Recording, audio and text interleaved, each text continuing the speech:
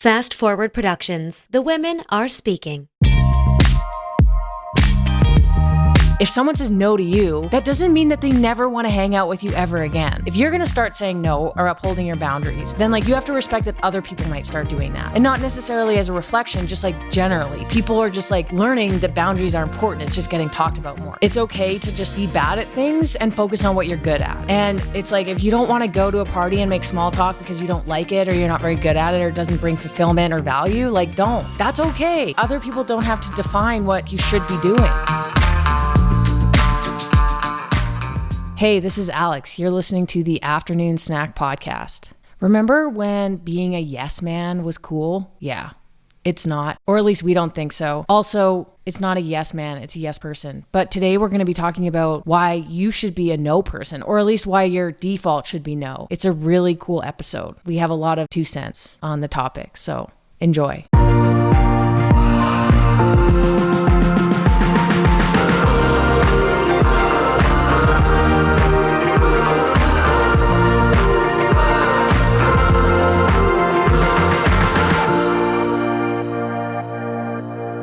Alex, bud, do you remember the last time you said no? I do. I may have said no in between then and now, but you had made plans to go for dinner with a couple of our friends. And the day came and I was like, you know what?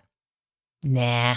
And I said, hey, I don't think I'm interested in coming for dinner. I'm just feeling tired. And I think I'd rather stay home and get a bit of work done and relax. And you were like, okay. I was like, all right, bye. And then I was like, oh, well, I kind of wanted you to beg for me to come, but no, I'm just kidding. I didn't want that. It was very civilized. Yeah. And it's hard for us to do that, I think, because we've typically done everything together. And also, I think there probably was a time where that would have caused something. Yeah, definitely. What do you mean you don't want to come to dinner with me and my friends? Yeah. It feels like a character judgment almost. Yeah, but you were like, okay, no problem. Yeah, have a nice night. And then I went and I came back and that was it. We watched TV. It was we just carried on like normal adults. Do you remember that one time? I guess. Mountain biking? Yeah. Yeah. I was just thinking about that. I was like, I want to go ride this trail with my friends. Do you want to go? And at that time we were full-time in Calgary. The trail was up in Exshaw. It was kind of a thing to get to, a 50-minute drive. Yeah. And I was really tired that day. I remember. And you were like, no, I think I did ask, are you sure? Because it's a really fun trail. And you were like, yeah, I'm too tired to go. And I was like, all right, well, I'm going to go. And then I think I got back rather late at 8:30 or whatever. And I was kind of going on about what a great ride it was. And kind of. Okay, big time going on. I was like, how was it? You were like, oh my gosh, it was so much fun. It It was so great because we had this and then this person and I was following this and then I got tips on that. And it's really too bad that you didn't come because you would have really clicked with that guy and he would have been able to show you where to go and blah, blah, blah, blah, blah. And I was like, I got mad because it's hard for me to say no to activities already, but I was so tired that I knew it was the right call for me. And I was like, okay, you could have been a little bit more sensitive to that. I didn't know though. I didn't know that was something that you struggled with that much. Yeah, I guess at that point we had only been together for 4 years. So that was a joke. I know that. I picked up on the sarcasm. Yeah. What I was going to say was we hadn't been mountain biking for that long. My exposure to your affinity for sports and biking and things like that, I had no idea. It was not limited, Meredith. It was sort of limited. All right. That was a less mature time for us. Yes, it was. I don't know. Maybe we're just tired. Maybe we've just tired each other out to the point where we're apathetic. Just do you. You do you. Do whatever you want. I don't care if you come or not. I'm going. If I'm being honest, it will actually be nice to have a break from you. Good joke. Yeah. Okay. When was the last time you said no? I feel like I say it a lot. I'm not going to bring in work to this conversation because I don't think that. I think it is relevant, but I also said no to a bike ride earlier in the summer that you went and did with some friends in Fernie. And I didn't go. It was no, I'm good. It was a little bit later in the day. I was also kind of tired. I think I had a workout to do still and I just didn't want to cram it in. May have also been on a Thursday. And sometimes if I do too much on a Thursday afternoon or evening, I go into a busy work day, a little bit sort of cooked energetically. So yeah, that was my no. I feel like you say no less frequently than I do. You're more of a people pleaser. I would say that's accurate. And what's hard for me is the impact that has on my mental health. While I'm a people pleaser, I'm also an introvert. And so I really need time to myself to settle down and recharge. And not that I don't like spending time with you, but because everything that we do is together, I really don't have very much time alone. Really, it's when you're off doing runs and things like that. Or when I say no to a bike ride and you go off and then I get an hour and a half there. But yeah, I guess that's kind of the impetus of this episode is that, which is I think that a lot of people, if they're honest, find themselves saying yes more often than they would like to. Yeah, like default yes. Like people please. You say yes to your friends, your family, your boss. You like sort of generally don't hold up your personal boundaries, which can lead to a lot of burnout. When number one, you're not getting time to yourself. And then number two, you're just kind of in that habit of like not upholding your commitments or upholding your boundaries. You're just like, okay, you violate your boundaries. You might respect other people's boundaries, but the boundaries that matter the most, you get into a habit of breaking simply by saying yes. And that's not a character judgment. I think a lot of people fall into that trap. I think there are a lot of valid reasons why we struggle to say no to things. Where did Yes Man come from? Was that like a movie? There was a movie. That's where I like got saying yes was like the thing to do. It was like be a yes man, yes woman, yes person now, I guess. And then be a yes person. And I'm like, why? I hated being a yes person. And I tried to for a really long time. And then there's like a real discrepancy with like genuine unhappiness for me. Like I got really into CrossFit, which we'll talk about, but that doesn't mesh with people who party. No. So I had like my law school friends who like to go and party. And then I had like my CrossFit. And it's like, I was trying to make it all work. Yeah. I was trying to remember, and I just looked it up. Shonda Rhimes, who is the executive producer of Grey's Anatomy, she wrote a book called The Year of Yes. And it's about her basically experience with a year of saying yes and how it unlocked all of these opportunities for her. And I think that there's a fine line between saying yes to opportunities and challenges that might scare you and like saying yes to everything. Yeah. And I think that's probably where people get a little mixed up with that concept. But also saying no to something allows you to say yes to other things. So it's like at some point she was saying no. You can't always say yes. Yeah, I guess she's probably saying no. And I'm now remembering she did this commencement address at a graduation where she basically says like she gave up a lot of quality time with her kids and her family in order to have the career that she had. So maybe it was like yes to her career. Yeah. And then that would mean that she was saying no to a lot of other Yeah. priorities. Now I'm wishing that I had looked that up. But it just came to me. And that's maybe something to throw into the show notes. But I think that there's a lot of societal stigma around the word no. And it's like maybe the way that we're brought up, but certainly no is associated with making people feel uncomfortable or intimidated. And when people hear no, I think that it's really natural for them to unnecessarily question the decisions that they're making and things that they're choosing to do. And it's like, well, you know, if Alex says no, then why am I doing it? Like, am I doing something silly? Should I be doing something else? Like, I think that we live in a pretty insecure society generally. And then like fundamentally, no one wants to come across as rude. And that's kind of like drilled into us from childhood is like, don't be rude. Whatever you do, don't be rude. But also to say no, people think that that's rude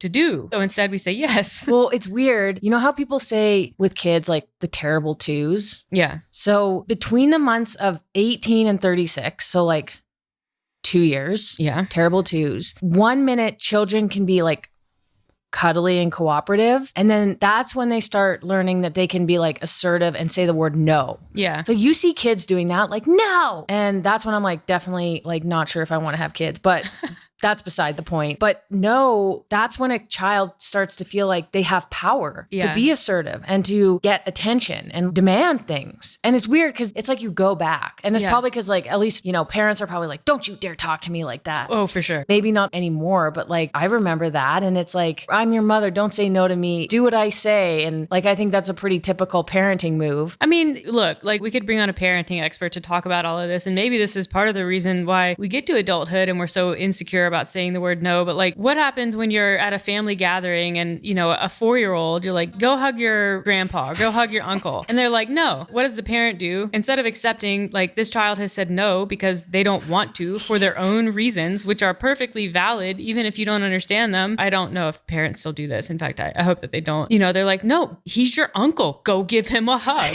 You know, you're violating your kid's boundaries and you're teaching that young human being that it actually doesn't matter that you have boundaries because you're going to do things anyways because like people of authority said so or because it's what's expected. And so you start to develop this pattern of behavior as a kid where you do things even though you don't want to do things because your parent says you have to do things because it's just what you have to do. And so like scale that up into adulthood, like no wonder. Yeah. No wonder. But I also think even in other areas, like that yes response is reinforced. I mean, as a person who manages people on our team, I really, really like when I know that no matter what I ask of a coach, they're going to say yes. And I'm going to go to that person. And I respect when someone says no, but it's like, it's hard for me to continue to ask maybe a person who is a little bit more respectful of their boundaries when from my perspective, it just makes my job a little bit harder. And this is from other jobs as well. Like as a person who did try to uphold my boundaries, there was a lot of friction at my old job. When I tried to uphold boundaries of like when I was coming to work, when I was working, like that's not reinforced.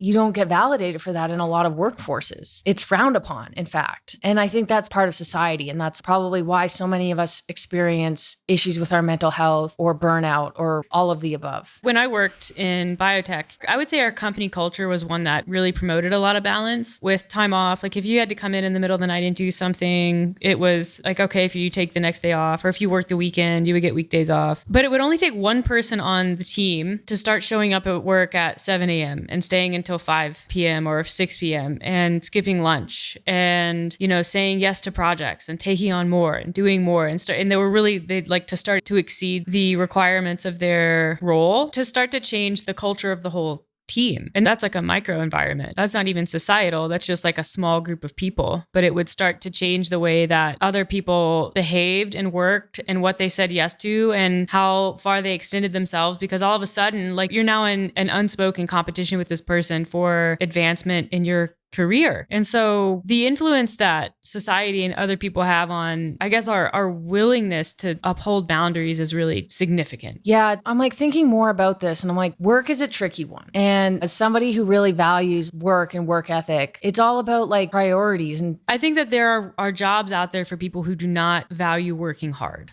Mm-hmm. And there's nothing wrong with taking those jobs, but there's also nothing wrong with putting yourself in the position or in a position in a career to work hard and like reap the benefits of working hard. And so I think we both value those things as humans. That's what has sort of created our company. We value that in the people who work with us, like our team. Like, I don't think you should feel bad about feeling that way. I think you just have to recognize that feeling that way and having those values puts you in a certain position professionally. Yeah, that's valid. And I think going back to the beginning of like burnout, if I want to say yes to a lot of work things, I do find myself saying no to a lot of social things. Yeah. We listened to a podcast, not even worth mentioning which one. Like the one tidbit that I liked was like, it's okay to just be bad at things and focus on what you're good at. And it's like, if you don't want to go to a party and make small talk because you don't like it or you're not very good at it or it doesn't bring fulfillment or value, like don't. That's okay. You're not good. That's not for you. Like other people don't have to define what you should be doing. Like you can feel however you want. You can enjoy whatever you want, but it is up to you to say no. Yeah, no one's going to stop you. That's part of being an adult, I think, is like, you don't have anyone else to answer to except yourself, which means that if you want to have boundaries in place, upholding them falls to you. And like your boundaries are way easier to violate than other people's. And I think the most common example is definitely the conflict between social life and sort of like health and fitness, because those can be very much at odds. And it's a difficult situation when you're trying to maintain friendships, and those friendships, or at least the people who you think you want to be friends with, they do go out and they party or they eat or they drink. And you're like, you like these people, but ultimately like they are causing you to make sacrifices elsewhere in your life and say no to things that you don't want to say no to.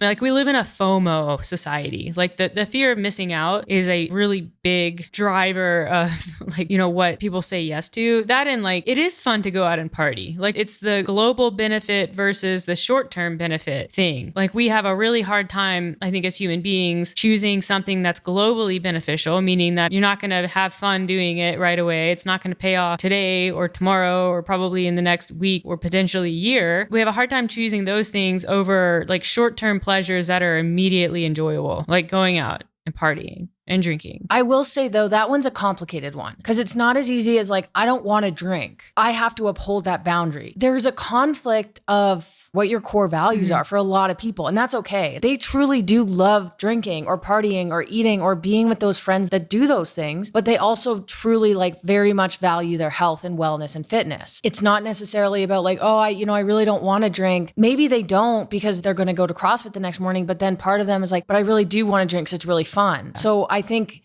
saying no and setting boundaries takes a lot of time to flesh out because you have to know yourself. You have to have a really good understanding of your core values and who you want to surround yourself with. Like saying no to something means you're saying yes to something else, most likely. If you're saying yes to both things, you're giving, it's like a half ass. One half ass gets to each part. You can't ride two horses with one ass, sugar. That's a quote from Sweet Home Alabama. It's a difficult one. It's very tricky. And it's the same thing with like work and family. I'm sure a lot of people struggle with that as well. And it's two competing priorities. And, sometimes I often tell people or even remind myself, like balances and priorities can shift and change. And that's okay. It's a constant balance. I think if you truly know that there's a day that you don't want to drink or you don't want to go and party and you're invited, or someone's like pushing you to drink or making fun of you because you're ordering a salad, and in that moment that you're confident in your decision, I think that's where people struggle, on top of just the general overview of deciding between two events. Yeah. I mean, saying yes to other people, even in less binary situations. Like I always think like the most binary is social, eating, drinking versus like health and fitness. Like it is kind of like they're at sort of opposite ends of the spectrum.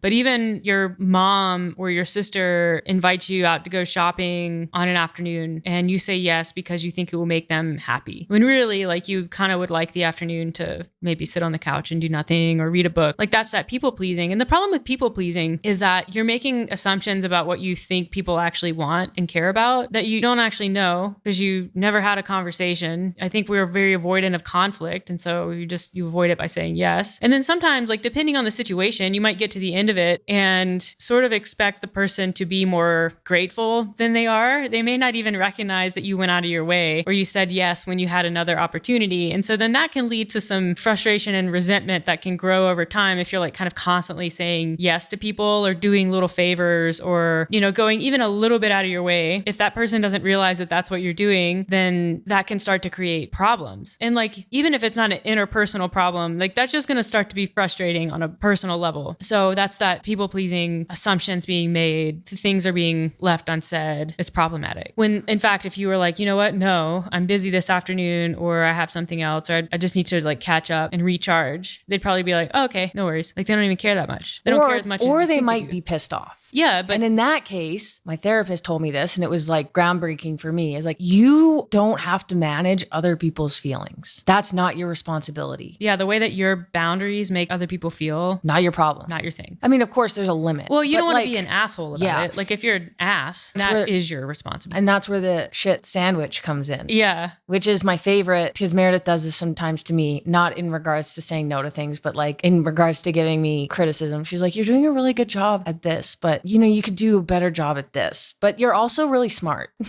I appreciate your effort. Yeah. We just like don't have those niceties anymore. That was old us. It's just a waste of time. Yeah. So, the one thing that you could say is, hey, I really, really appreciate the invite today. Like I've got something else going on, or I just want to hang out on the couch or spend time with Meredith. But, I'm free on the weekend if you'd like to hang out then, if you have time. At the same time, do not say to someone, hey, we should hang out sometime.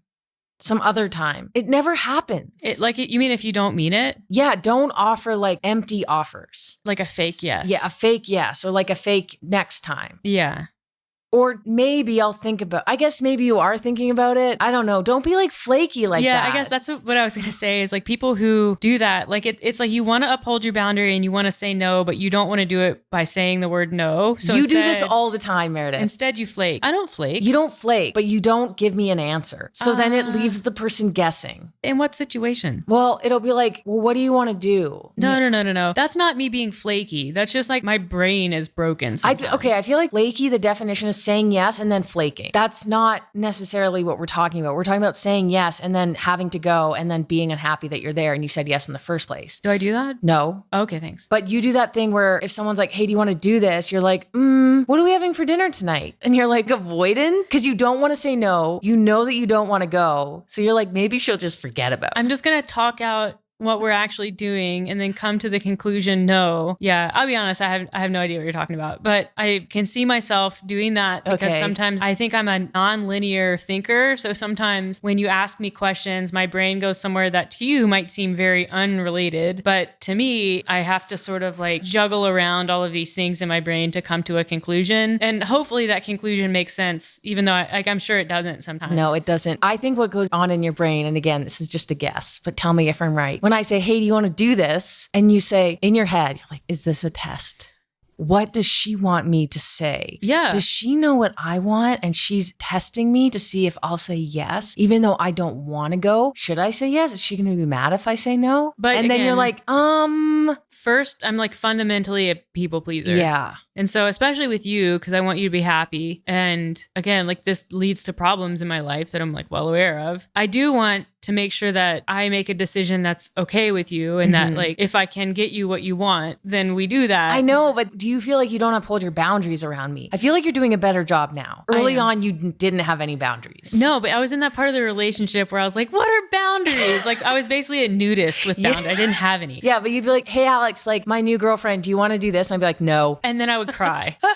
I was like, why is she so mean? Which is like the problem. Yeah. I was like, I don't need boundaries. I love her so much. I'm just going to do whatever she wants. I just thought you really liked me, which you did. But I don't think I really saw that you were just like a people pleaser until you were in situations where to please two people at once, it was impossible. It was either you're saying no to one and yes to the other or yes to one and no to the other. Like you couldn't say yes to both. No. But you would try to. And then just turmoil. And it was turmoil. And I think that's when I was like, oh, that's who she is. And it's like, you can't fault someone for trying to make other people happy. I think at that point, like, it's very clear in those situations, like, you're not upholding your boundary. Maybe you want to do both of those things and it's a conflict. And it kind of goes back to that conflict of like, I really like going out and partying, but I also really like being healthy and working out. Yeah. That's okay. You really like, spending time with this person, but you also like spending time with me. And like, maybe I don't get along with the person that you want to go hang out with. I think at that point, it gets into new waters, which is compromise. And compromise can start to feel scary. Yeah. Or balance. But I think that's still a way to start establishing boundaries. Yeah.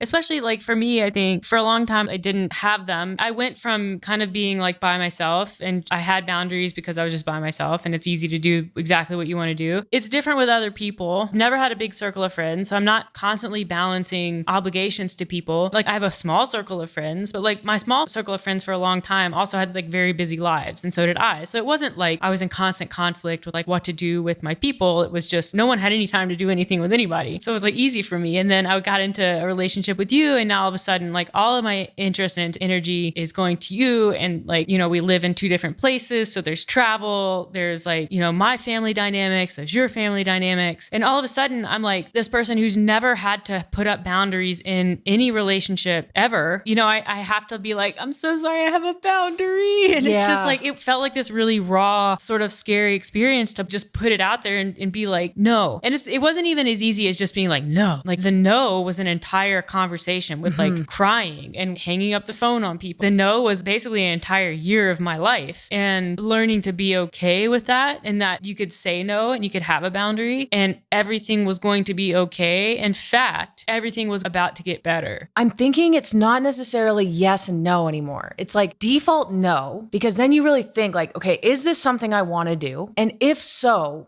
what does it look like? Because it's not as clear as like, yes, I actually want to go and party. It's like, yes, I want to go and party, but I only want to have 2 drinks. Or yes, I want to go with these friends. I don't want to drink. I'm going to order this food and then I'm going to go to CrossFit. So it's not necessarily like just, yes, I'm going all in. It doesn't have to be 100%. And it's the same thing like, hey, am I going to go visit my in-laws? Like maybe default no, and then say, okay, this is something that is important to my partner, which means it's important to me. How can this look for us? And what boundaries are going to work? So it's not necessarily about just like, yes. Like choosing if it's one not thing no, over- it's yes. But it's that default no allows you to think it through. Yeah, that's a good way to put it. And I think that like why no should be the default or why we should say no, I think fundamentally it just promotes and protects your mental well-being. Like it does allow you to think things through. And I think it can improve your feeling of confidence. It improves your self-esteem because look, like if you have this feeling deep down in your bones that like I'm a person who values X, Y, Z, but you're living your life in a way that's different than that because you're saying yes to things that you don't really want to say yes to, this like weird sort of like cognitive dissonance starts to happen where like you understand you have this identity because like these are the things that you value or you want to value, but the way you're living your life is kind of different than that. So it creates this sort of like split personality, split identity thing, which is like kind of torturous. Like that's not a good way to go through life. It doesn't feel good to constantly be like violating your boundaries or like not upholding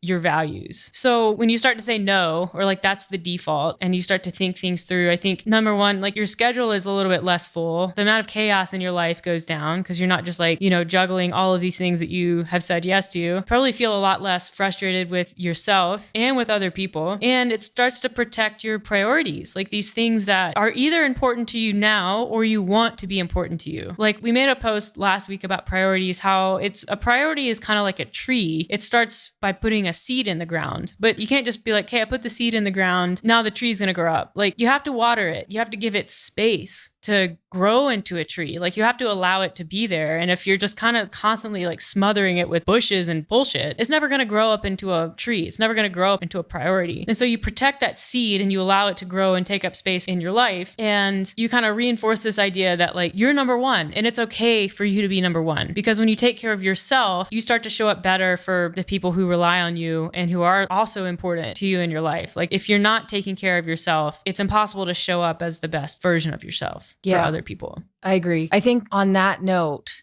explaining to a person like what you got going on. So let's just say this is in friendships, this is in relationships, probably more primarily, where if someone says, hey, do you want to go and do this with me? It's like a yes or no. And you can say, I don't because I have prioritized like this part of my work and I'm going to work on this weekend. And I'm not going to make this a thing every weekend, but like this part is important to me. And that person should respect that. And it's the same thing we're going to talk a little bit about, and I can just say it now, like if someone says no to you, that doesn't mean that they never want to hang out with you ever again. If you're going to start saying no or upholding your boundaries, then like you have to respect that other people might start doing that. And not necessarily as a reflection, just like generally, people are just like learning that boundaries are important. It's just getting talked about more. So it's like one thing that I would say is, because I've done this before, like because someone says no to an offer doesn't mean that they hate you and never want to hang out with you again. That doesn't mean you should never invite them out. Just like ask them again next time, or like ask them why, so that maybe next time you can find something that's more in alignment with what they want to do. We use this a lot with our coaching methods, and that's like motivational interviewing. So if I want Meredith to come and do something with me, and I know that it's not maybe like her favorite thing. So if I'm like, hey Meredith, would you ride your bike with me while I'm running so that you can carry my water for me? It's not so much like a yes or no. It's not like, will you bike with me? It's like, hey, I know that you're really busy and you have work, but would it be possible on Saturday morning to take 2 hours of your time? Maybe I can take something off your plate. Would you be open to having a discussion about how this would work into your schedule? And it like allows that person to, instead of just being like a yes or no, it's like they agree to it. They at least agree to a conversation and then they can come around to it. It's like when you want to have a hard conversation, you don't just like throw it in someone's face. You give them like a bit of a warning. I mean, sometimes you do throw it in my face. I do. But. And that's not a good example because I know you like doing that stuff. If it's like, hey, I want to go on vacation with my family and I want you to come with me, can we talk about what that might look like? Or even like cleaning the house. Say yes to a conversation rather than like, you have to decide right now, yes or no. And like your decision is going to tell me whether or not you care about me or not. It's just not as extreme as that. It's like, hey, we're going out of town next week. The house really needs to be cleaned. Would you be able to have a conversation with me later about how your schedule looks this weekend and like what you'll be able to fit in? Yeah, 100%. Yeah. And I think the power in that, like like you said, is it gives people time to kind of think about it beforehand. So they come into the conversation and into the decision feeling really like empowered and well-informed of what their options are. And also it might allow some time and space for me to think about what's going to be helpful to Alex, because I really care for Alex. And like, even if I don't love cleaning the house or I don't want to go on vacation with her parents, there might be a way for me to make this work, to make her life better, which is important to me. Yeah. And I think we've talked a lot about the power of community and the people that you spend time with. And you see this juxtaposition all the time, like people who spend time with people who party and they drink and they go out. And a lot of times as you start to change as a person, your friend group may start to be more and more different from what your current values are. You see this all the time when people graduate college or they sort of start a fitness endeavor, hobby, thing like that. Saying no allows for time to do more of what you enjoy. And that can start to open up new opportunities, which can include meeting new people that may end up being your friends who are more in line with what your values are. It's a way to kind of like shift your social and your friend circle to a more productive friend circle. And those people that you used to hang out with in college, like they can still be your friends, but maybe they're not people that you see 3 times a week anymore. Maybe they're people that you see a couple times a month, and instead you see your run group 3 times a week, because that's really what you want to be doing right now. So I think that,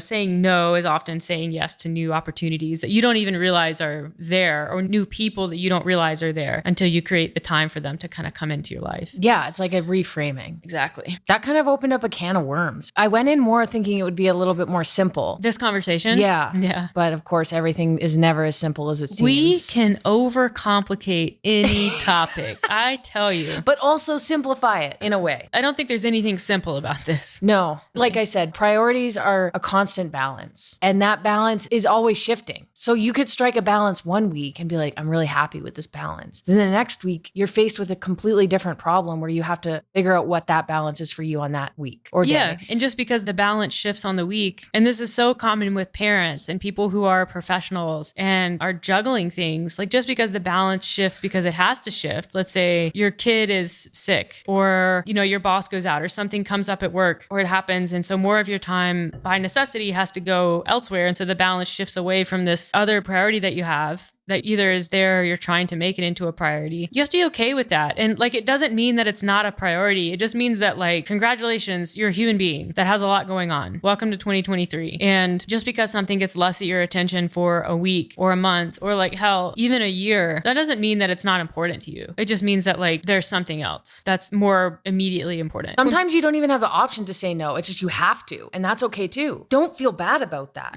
If you have to cancel like a visit with a friend because your kid is sick, like it's that arrow. Like you're getting hit with multiple arrows. Yeah. Like not only do you feel bad canceling, now you feel bad about how you made that person feel, and you feel bad about not being able to get your work. Like it's just, it's like accept it. Yeah. Because when you don't, like the problem with not accepting, I'm going to have to say no to this, is that it can really change the way that you start to see yourself. The only reason I'm thinking about this is we made a post last week and it was the priorities post, and someone commented that they were currently in a caregiving role and that was taking up all of their time, and that it wasn't a priority because they didn't have time. I was thinking, I get that. Like, I obviously don't know the situation of this person's caregiving. I don't know who they're taking care of, how much time they're spending. But when you have to say, presumably no to a fitness or a health priority because you have to focus on someone else in your life that really needs you. Number one, it doesn't mean that you can't do anything, but if you're doing significantly less and that affects you, then the likelihood that you just do nothing and you succumb to your situation, you're like, well,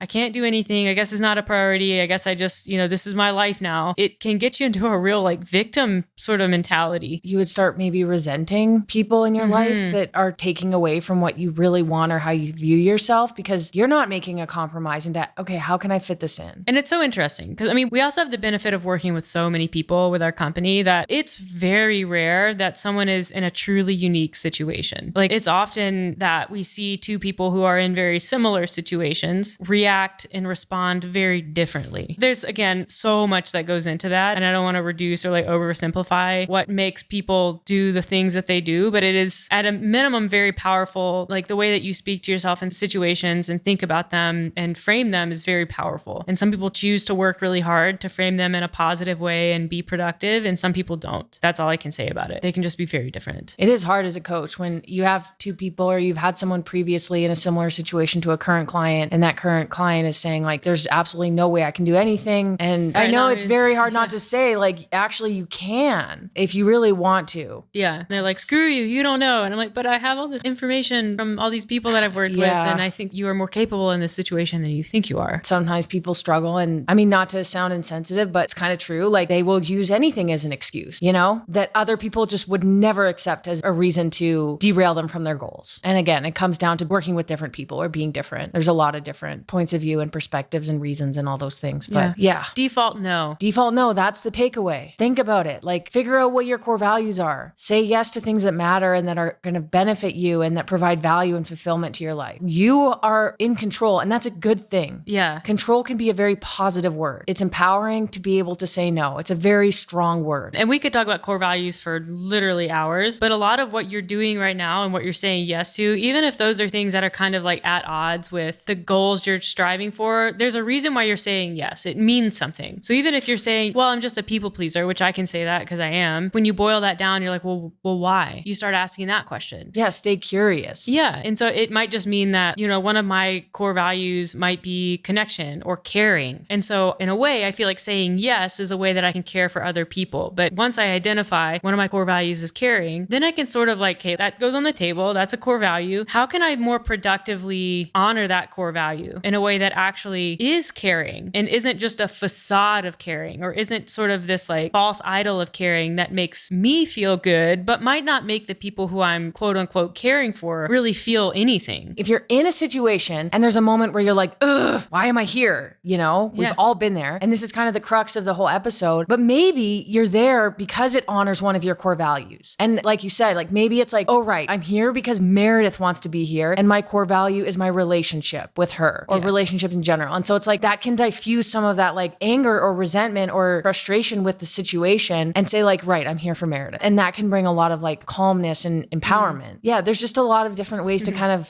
think about it and be a little bit more positive about the situation. Like try to replace shame in the situation or even temporary frustration with even like a little bit of curiosity and see if you can't get to the bottom of it and work from that place rather than sort of working way up high on your working from what you're doing. Figure out what it means and then work from that place. And don't like just operate from a place of like emotion. Yeah. Great episode, Alex. Thanks. Hopefully I made some sense. You did. It was great. I think you made a lot of sense. Thanks. You too. Thank you for listening. We hope you enjoyed this. If you liked it, please share it, subscribe, leave us a review, a 5-star one, please. And we will catch you on the next one.